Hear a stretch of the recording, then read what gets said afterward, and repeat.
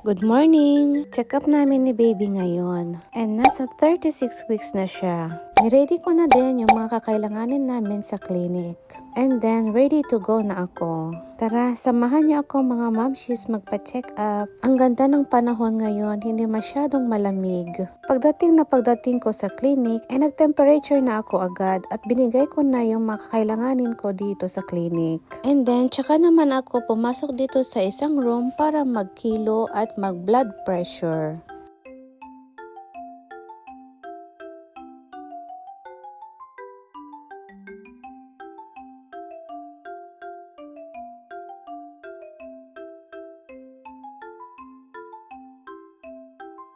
Sinulatan ko lang ng pangalan ko tsaka ko na binigay sa nurse. And then, nag-urine test din ako. At dahil nga mataas yung blood pressure ko ay inulit nila. Minonitor din ang heartbeat ni baby.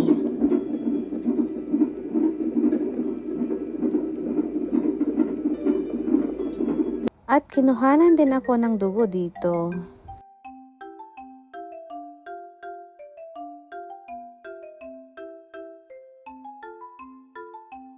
Nag-wait lang ako ng 20 minutes para sa monitoring heartbeat ni baby.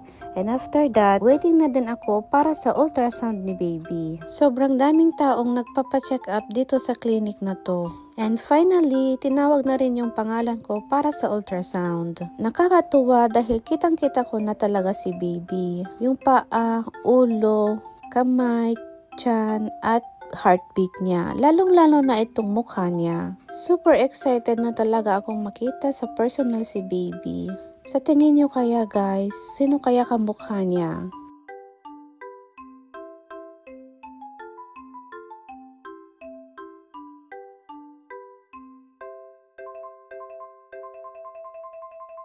After ng ultrasound, waiting na din ako dito sa counter.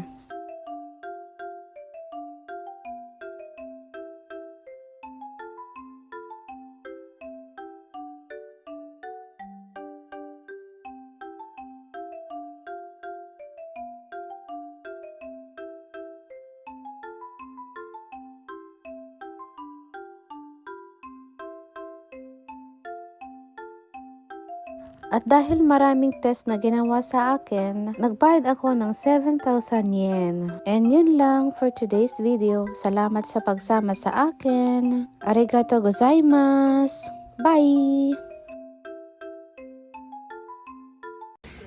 Eden. No, Bram. What are you doing?